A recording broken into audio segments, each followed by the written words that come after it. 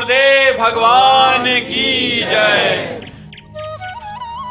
प्रणव जी पूना से।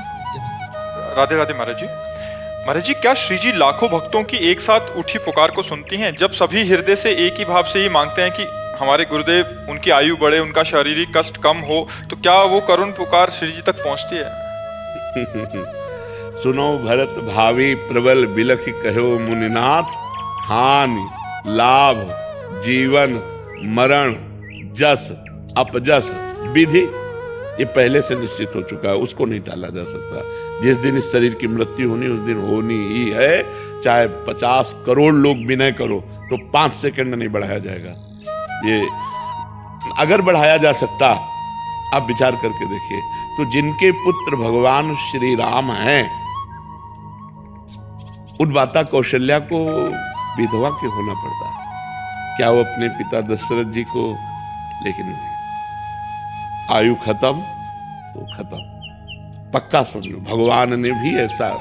तो इसलिए हमें लगता है कि हम जब तक एक दूसरे से मिल रहे हैं तब तक हम इतने बलवान हो जाएं, अध्यात्म बलवान हो जाए कि हमें किसी और की जरूरत ही न पड़े और हम अपने अनुभव से इस माया के पथ को पूरा कर लें। ये जरूरी नहीं है कि हमारा आपका साथ बना ही रहे, ये बिछुड़ेगा। यहाँ का नियम है, ये संसार का नियम है, हम आप एक साथ बराबर नहीं रह सकते। ये शरीर पता नहीं, देखो हमको डॉक्टर ने कहा था कि बाबा आप संत हो, इसलिए आपका कोई गार्जियन नहीं कि मैं उससे बात कर सकूं, तो आपसे डायरेक्ट बात करता हूं।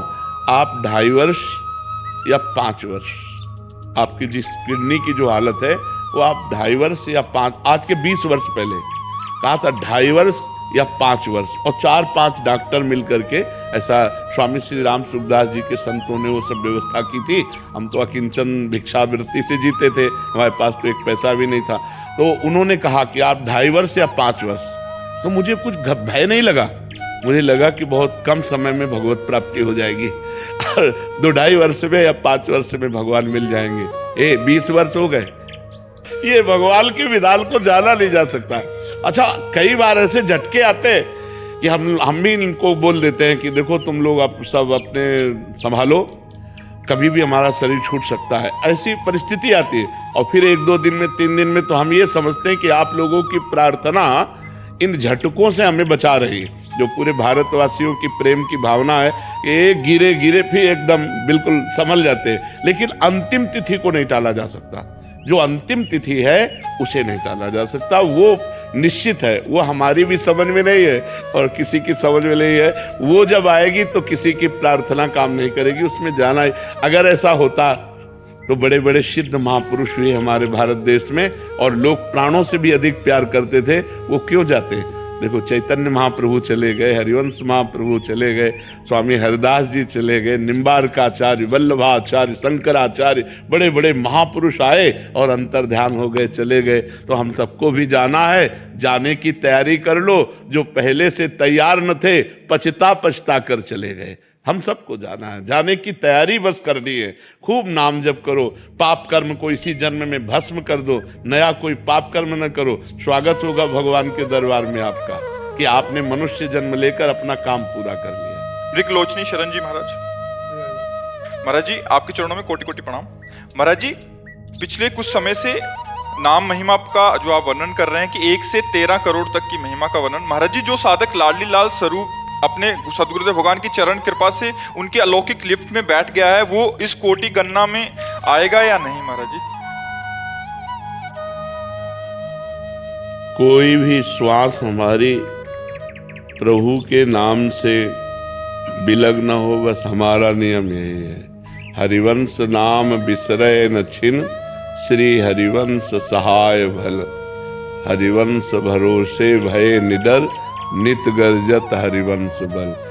भरोसा आचार्य का, इष्ट का और निरंतर नाम जप। हमें गणना नहीं करने की कितने करोड़ हमें जपने। अब पता नहीं शाम तक जिए कि ना जिए, तो करोड़ का संकल्प हमारा कैसे पूरा होगा। अब हम कोई अविनाशी शरीर वाले तो है नहीं, विनाशी शरीर है, अब कब छूट जाए। इसलिए हमें हर श्वास नाम जप करनी। संकल्प तो तब पूरा होने की बात हो जब मुझे पता है मैं कल जीऊंगा, जब पता ही नहीं कि कल तक जीऊंगा कि नहीं जीऊंगा, तो क्या संकल्प, निरंतर नाम जप करे और प्यारी जू के गोरे चरणारविंद के भरोसे में रहे, उन्हीं की कृपा से होगा। कैसे वो पापी क्यों न हो, हरिवंश नाम जो ले, अलक लड़ेती रीझ के महल खवासी दे। बोले कैसा भी पापी क्यों न हो, जो श्री हरिवंश राधा वल्लभ श्री हरिवंश ऐसा नाम जप करता है, तो प्रियाजू उस पर रीझ करके अपने महल की सहचरी भाव की सेवा प्रदान कर देती। खवासी का मतलब है सहचरी भाव, दासी भाव की सेवा प्रदान कर देती हैं।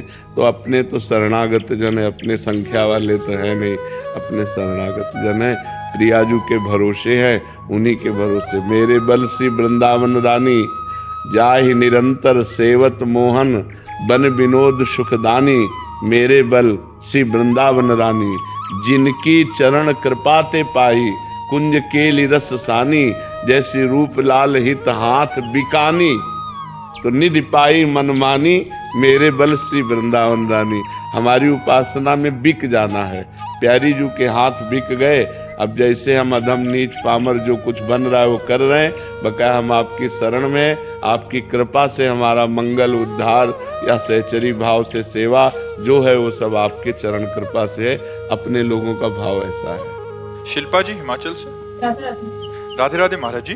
गुरुजी, मन बहुत मलिन हो चुका है, कोई खास गुण ना होते हुए बहुत जल्दी अहंकार आ जाता है, सहनशीलता बहुत ही कम हो गई है मेरे में, थोड़ी सी प्रतिकूलता आने पे बहुत ज्यादा घबरा जाता है। हाँ, नाम जप करो, नाम जप से सब बल आ जाएगा। नहीं, अभी करती नहीं हो। दवा खाए और परहेज से रहे तो दवा ज्यादा काम करती नहीं। गंदे आचरण, गंदी बात, गंदा चिंतन, गंदा व्यवहार बंद करो और नाम जप करो। देखो प्रभाव आता है कि नहीं नाम जप का।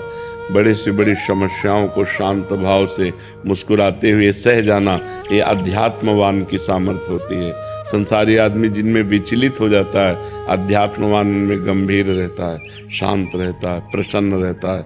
और अभी शरीर स्वस्थ है आप लोगों का, लेकिन चिंतन हो रहा, दुख हाल है संसार का, तो आप परेशान हो। सुख की सानिध्य में भी परेशान हो, पता नहीं ऐसा ना हो जाए, कहीं ऐसा ना हो जाए, कहीं ये ना हो जाए। तो ये ओवर थिंकिंग, व्यर्थ की भूत भविष्य का चिंतन क्यों? राधा राधा राधा होगा वही प्यारे जो राम जी को भाएगा। वही है सोई जो राम रचि राखा, को करि तर्क बढ़ावई शाखा, अस कही जपन लगे हरिनामा। राधा राधा राधा राधा, क्या चिंता करना। अनंत ब्रह्मांडों का पोषण भगवान कर रहे हैं, हम उनके दास हैं, हम उनकी शरण में, वो हमारा भरण पोषण नहीं करेंगे क्या? और शरीर बना है पाप और पुण्य से, तो सुख दुख भोगना ही पड़ेगा। जैसे हम ना चाहें तो क्या रात नहीं आएगी? आएगी। हम ना चाहें तो दिन आएगा। ऐसे ही हमारे चाह से नहीं, सुख दुख आएगा ही आएगा, वो क्रम है। अब हमको लड़ना है, सुख में अभिमान नहीं करना और दुख में हमको व्याकुल नहीं हो जाना, हमको मजबूत रहना है। उसके लिए हमें चाहिए नाम जप, उसके लिए सत्संग चाहिए, शास्त्र स्वाध्याय चाहिए, पवित्र आचरण चाहिए, पवित्र भोजन चाहिए, तब बात आएगी। अहंकार किस बात का? आपने अपने शरीर में क्या बनाया है? आप बताओ। आपने अपने ही शरीर में आपका क्या योगदान है? कुछ नहीं। आप बताइए कि क्या योगदान है? भगवान ने बनाया है? नहीं। तो ना तो शरीर का अभिमान करना, क्योंकि भगवान ने बनाया है। अच्छा, अंदर बुद्धि, उसमें आपने क्या किया है? कुछ नहीं। जितनी भगवान ने दी उतनी है आपके अंदर, चाहे बुरी बुद्धि हो या अच्छी बुद्धि हो, कर्म के अनुसार वैसी है। आप हो क्या? आप कर क्या सकते हो? आपने किया क्या है? किस बात का अभिमान? हमें तो यही समझ में नहीं आता कि जब एक यंत्र में जो चढ़ा हुआ नाच रहा है, जैसे कठपुतली है, और वो नाच रही, और अभिमान करे कि मैं तो बहुत बढ़िया नाच लेती हूँ, तो बेकार की बात है। वो पर्दे के पीछे बैठा हुआ जो अंगुलियों से नचा रहा है, वो कलाकार है। वो जैसा चाहता वैसा कठपुतली नाच रही। तो उमा दारू जोशित की नाई, सबहे नचावत राम गोसाई। चराचर जगत भगवान के नचाए नाच रहा है। काहे को व्यर्थ में अभिमान ले कि मैं गुणवान, मैं सद्गुण, मेरे अंदर ये, मैं कुछ नहीं। भगवान ने जहाँ तुम्हें जन्म दिया भगवान ने तुम्हें जो रूप दिया, भगवान ने तुम्हें जो गुण दिए, वही है तुम्हारे अंदर। तुम्हारे अभिमान करने की क्या बात है, वो तो भगवान की दी हुई बात है नहीं? नाम जप करो तो बुद्धि शुद्ध हो जाएगी, तो जिससे अभिमान नहीं आएगा। खूब नाम जप करो, सत्संग सुनते रहो। सुखदेव चक्रवर्ती जी। राधे राधे महाराज। राधे राधे महाराज जी। महाराज जी, मन, बुद्धि, चित्त और अहम कौन कहाँ किस शरीर में विराजमान है? महाराज जी थोड़ा सा। जागृत अवस्था में स्थूल शरीर का परिचय मिलता है। जैसे आप जागे तो स्थूल शरीर का परिचय मिलता है। इसमें जो हरकत होती है स्थूल में, वो सूक्ष्म से होती है। सूक्ष्म में जो पावर आता है वो कारण से आता है, वो पावर है। जैसे आप पर्दे में जो हरकत होती है, वो बालकनी के नीचे से फोकस आता है। फिल्म में जैसे आप देखने जाओ ना, तो बालकनी के नीचे से फोकस आता है, वो पर्दे में हरकत पैदा करता है। पर्दे में कुछ नहीं, तो ये पर्दा है। जैसे हमारे यहाँ चींटी काटी, तो अंदर पहले स्फुरणा हुई मन में, चींटी काट रही। बुद्धि ने तुरंत निर्णय करके बताया कि गले के पास काट रही है। तो हाथ को, हस्तेंद्रिय कर इंद्रिय है ना, तुरंत मन ने इस इंद्रिय को आदेश किया, देखो क्या है, वो ऐसे देखने लगे। तो जो स्थूल में हरकत करवाता है वो है सूक्ष्म शरीर। सूक्ष्म शरीर व्यक्त होता है स्वप्न में, स्थूल शरीर व्यक्त होता है जागृत अवस्था में। ये जागृत अवस्था है तो स्थूल शरीर है। जब आप स्वप्न अवस्था में होते हैं तो स्थूल शरीर का ज्ञान नहीं होता है कि हमारा एक शरीर और सैया में पड़ा है, नहीं ज्ञान होता। तो उस समय जो हरकत होती है स्वप्न में, वो सूक्ष्म शरीर से होती है। उस समय एक मन पूरा बाजार संसार बन जाता है और वो स्वप्न दिखा देता है। और जो हमारा सोने के बाद अनुभव होता है, यार आज मैं बहुत सोया, तो तुम तो सो रहे थे, अनुभव कौन करवा रहा है कि आज मैं बहुत सोया? वही सबका प्रकाशक है, वही परम तत्व आत्म तत्व है जो सबका प्रकाशक है। तो सूक्ष्म शरीर को आप कैसे देख सकते हो? क्योंकि आप तो स्थूल शरीर बने हुए हो। आपने अपने को पुरुष मान लिया है, आपने अपने को देह मान लिया है। तो केवल इतना अगर साधन करोगे तो इतना अनुभव होने लगेगा कि ये मन है, देखो मन गया। निश्चय करने वाली, ये मेरी बुद्धि आज काम नहीं कर रही है, मेरा चित्त आज नहीं लग रहा है। ये मन, बुद्धि, चित्त, अहंकार, ये सूक्ष्म शरीर है। इसको कोई यंत्र भी नहीं पकड़ सकते। जैसे अल्ट्रासाउंड है, सीटी स्कैन है, एक्सरा है, ये नहीं पकड़ सकते।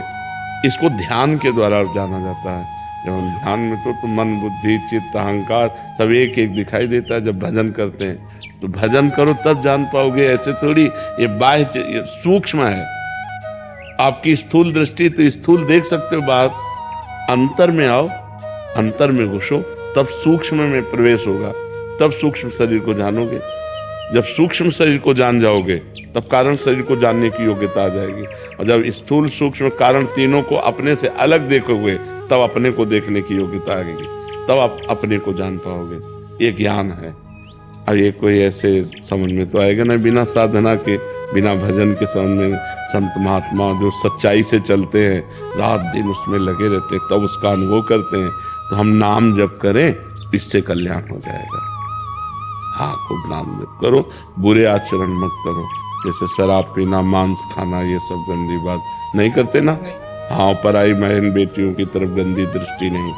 ब्याह हो जाए तो ब्याह हो गया हो तो अपनी पत्नी से ही केवल अनुराग, किसी से ये पाप कर्म ना करे और नाम जप करे तो भगवान की प्राप्ति है। हाँ। नन्नू अरोरा जी। जय गुरुदेव। राधे राधे महाराज जी। महाराज जी, पिछले 2 वर्षों से आपको सुन रहा हूँ गुरुदेव। आपके एकांतिक वार्तालाप ने मेरी जिंदगी ही बदल दी। अब मैं नाम जप भी करता हूँ आप जी के आशीर्वाद से गुरुदेव। पर पूर्व के पापों मुझे बहुत परेशान कर रहे हैं। मैं आग की तरह जल रहा हूँ महाराज जी। हाँ, बिल्कुल परेशान। आगे चलना चाहता हूँ पर इन पर बहुत अच्छा चल रहे हो तभी जल रहे हो। अच्छा चल रहे हो तभी जल रहे। ये जो जल रहा है ना, ये आप नहीं जल रहे, आपका मन जल रहा है। उस मन में जो मलिनता है ना, वो दूर हो रही है। तो हृदय जल रहा है, हृदय में ही तो मन है ना। तो जब हृदय जल रहा है तो हमको उस समय साक्षी रहना है, अलग रहना कि मैं नहीं जल रहा हूँ। इस मन ने पाप कर्म किए हैं और नाम जब चल रहा है और सही ढंग से चल रहे हैं तो अब वो निष्पाप हो रहा है। जैसे सोने का मल दूर करना हो ना, तो उसे कसौटी पे चढ़ाया जाता है, उसे जलाया जाता है। तो स्वर्ण तपाने पर जैसे अपना मल दूर कर देता है, ऐसे जब हम नाम जप करते हैं, भगवद आराधना करते हैं, तपस्या करते हैं, तो मन अशांत होता है, मन जलता है। उसी जलन में उसके पाप शांत सब नष्ट हो जाते हैं। तब एक दिव्य शांति आती है, तब एक आनंद आता है। पहले थोड़ा जलन होती, तो इसे सही चल रहे हो ये प्रमाण है, तभी तुम्हारे हृदय में जलन हो रही। सह जाओ इस जलन को। आप साथ रहना, नाम जप करूंगा। हाँ बिल्कुल। सहित सहित बाढ़े भगत ग्रह तन गुरुहित गार। गुरु के वचन मानकर चुपचाप सह जाए तो आगे निकल जाएगा। बाढ़े भगति, उसके हृदय में भक्ति बढ़ जाएगी। खूब नाम जप करो। सदगुरुदेव भगवान, कुछ कभी कभी रुक जाता है जो जिह्वा से चलता है हल्का कभी कभी, तो एक तो हो चरणों का आशीर्वाद हो निरंतर चल जाए, और दूसरी एक छोटी सी कुटिया है काशी में अपनी, ऊपर परिवार जन रहते हैं, तो नीचे भगवान राधा कृष्ण का विग्रह में स्थापित करके सेवा उनके सदगुरुदेव का आशीर्वाद लेके तभी मैं कर सकता हूँ। उसके लिए आदेश। हाँ, खूब प्रिया प्रीतम की सेवा करो।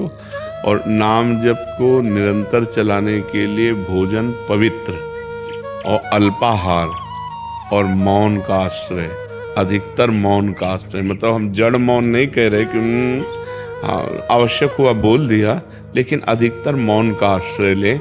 हाँ, पवित्र भोजन, पवित्र आचरण और मौन का आश्रय, तो जिह्वा से निरंतर नाम लेने के लिए हमारा मन तैयार हो जाएगा। और पहले उपांशु चलता है, फिर मानसिक चलता है। और जब मानसिक चलने लगता है और कुछ समय तक चलता है और बीच बीच में रुकने लगता है, तो हमको तुरंत उपांश में आ जाना चाहिए। अगर उपांश में रुकने लगता है तो वाचिक में आ जाना चाहिए। हमको छोड़ना नहीं है। तद विस्मरणेन परम व्याकुलतेति, नाम छूटते ही हमारे अंदर व्याकुलता पैदा हो जानी चाहिए। अगर नाम चलता रहा तो कोई भी सिद्धि बकाया नहीं जो आ न जाए, और कोई भी सुख बकाया नहीं जो आ न जाए। और भगवान का स्वयं भगवान का कृपा प्रसाद आपका वरण कर लेगा। नाम में अपार सामर्थ्य है। जो राम राम नहीं कह पाते थे, वो जब मरा मरा बोले तो ब्रह्म ऋषि हो गए और भगवान के पावन चरित्र इतिहास को लिख दिया। तो आप विचार करो नाम में कितनी अपार सामर्थ्य है।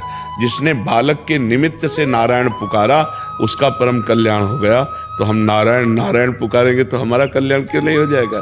खूब मंगल हो जाए। खूब नाम जप करो और प्रिया प्रीतम की आराधना करो। कभी कभी मन में आ जाता है, जैसे ये सब चीजें हम बनाए हैं तो अपने वर्तने के लिए, हमारे प्रभु का ये संसार तात्पर्य क्या है उनका भगवान?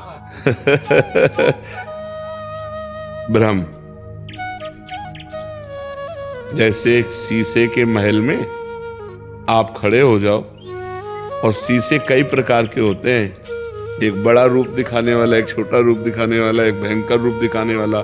ऐसे ही त्रिगुण माया के शीशे में वो परमात्म तत्व अपने आप को बहुत रूपों में देख। एको हम बहुत श्यामा, मैं एक बहुत रूपों में हो जाऊं, और बहुत रूपों में होकर अपने आप से अपने आप का सृजन कर रहा है, अपने आप से अपने आप का पालन कर रहा है, अपने आप से अपने आप का संहार कर रहा है। कोई दूसरा नहीं है, एक परमात्मा के सिवा। वो अपने आप से अपने आप में खेल रहा है। यहाँ मैं तू का खेल नहीं हो रहा, यहाँ अपने आप से अपने आप का खेल हो रहा है। जो ये देख ले वो मुक्त हो गया, जो ना मैं तू देखे वो फंस गया। जो मैं और तू देखे वो फंस गया, या जो मैं ही मैं देखे तो मुक्त हो गया, या तू ही तू देखे तो मुक्त हो गया। मैं ही मैं ब्रह्म, मैं अहम ब्रह्मास्मि, और तू ही तू सब में रमा हुआ है। तू भक्त तू ही तू देखता है, ज्ञानी मैं ही मैं देखता है, और फंसा हुआ मैं तू देखता है। मैं और मोर तोरते माया, एक ही परम तत्व है, दूसरा नहीं। वो अपने आप से अपने आप में खेल रहा है, कुछ नहीं है ये सब। उमा कहूं मैं अनुभव अपना, सत हरि भजन जगत सब। सुधा सिंह जी, राधे राधे। श्री हरिदास महाराज जी। महाराज जी, साधन साध्य है या कृपा साध्य है? क्या? ठाकुर जी को पाने की। हाँ, कृपा साध्य है, पर हमारा प्रयत्न पूरा होना चाहिए, हमारा उद्योग, हमारा पुरुषार्थ पूरा होना चाहिए। होगा तो कृपा से, पर अगर हमारा प्रयत्न नहीं है तो फिर भगवान कृपा से सबको भगवत प्राप्ति क्यों नहीं करा देते? सम्मम प्रिय सम्मम उपजाए, भगवान के सब प्यारे हैं, लेकिन भगवत प्राप्ति उसी को होती है जो प्रयत्नशील होकर साधन पक्ष को पुष्ट करता हुआ भजन करता है और आश्रय रखता है कृपा का, उसको भगवत प्राप्ति हो जाती है। जो साधन में बेईमानी करे, साधन न करे, कायरता से वैसे जीवन प्रवाह और कृपा से हो जाए, कभी नहीं होगा, क्योंकि सब जन तो भगवान के ही है ना। तो भगवान की कृपा का अधिकारी वही होता है जो मन वचन कर्म से प्रयत्न करता है भगवत प्राप्ति के लिए। नाम जप करना, भगवान नाम कीर्तन करना, भगवत कथा सुनना, भगवत सेवा करना, तो उसके हृदय में जो भाव उत्पन्न होता है उसी भाव से भगवत प्राप्ति हो। बिना साधन के भाव कैसे आ जाएगा? इनके अंदर भाव नहीं आया, इनके अंदर भाव नहीं आया, और एक साधन कर रहा उसके अंदर भाव आ गया। तो साधन पक्ष से भगवत प्राप्ति नहीं होती, ये हम बात मान सकते हैं, लेकिन साधन पक्ष से ही भगवत कृपा का अनुभव होता है। अगर साधन नहीं, जो जितनी कोटि का साधन करता है उतने उच्च कोटि का महात्मा होता है। आप विचार करके देखना। पर अभिमान रहित होने के लिए हम कृपा का आश्रय लेते हैं कि कहीं हमें साधना का अभिमान ना हो जाए। तो यह कि भगवत प्राप्ति कृपा से होती है, ये साधन उस कृपा तक पहुंचने के लिए है। ये साधना भगवान की कृपा से ही हो रही है और यही कृपा का अनुभव कराएगी और यही भगवत साक्षात्कार कराएगी। इस भाव से हम कृपा प्रदान रखते हैं कि हमारे अंदर अहंकार ना आ जाए। नहीं, बिना साधना के आज तक किसी को भगवत प्राप्ति कहाँ हुई है? साधन पक्ष तो लेना ही पड़ता है। बिना साधन पक्ष के, बिना भजन के, बिना संयम नियम के, बिना आराधना के किसको भगवत प्राप्ति हो गई है? जितने भी संत महात्मा ऋषि मुनि जो भी रसिक जन हुए, सबने आराधना की, साधना की, तभी भगवान को प्राप्त। जिसकी उच्च कोटि की जितनी साधना रही उतने उच्च कोटि का वो संत हुआ है। तो खूब आराधना करना है, पर आश्रय कृपा का रखना है कि भगवान की कृपा से ही ये आराधना हो रही है। राधे राधे महाराज जी। महाराज जी, निवेदन है कि एक समाधान कीजिए। महाराज जी, आध्यात्मिक जीवन और सांसारिक जीवन में मानसिक संतुलन नहीं बना पा रहे हैं। क्या मानसिक संतुलन डिप्रेशन है या कोई साया? महाराज जी, मानसिक संतुलन कोई साया फाया नहीं है। जैसे लोगों को रहता है ना कि बाहरी चक्कर कोई होगा, ये सब भीतरी चक्कर हमारे द्वारा जो पाप कर्म होते वही हमारे मन को जलाते, वही हमारी बुद्धि को भ्रष्ट कर देते हैं, और कोई नहीं। जैसे भूत प्रेत भी आता है ना किसी के दिमाग में, तो पाप कर्म के कारण ही आता है। हमारे पाप कर्म को भुगताने के लिए भूत का आवेश होता है और वो हमें दुख देता है। और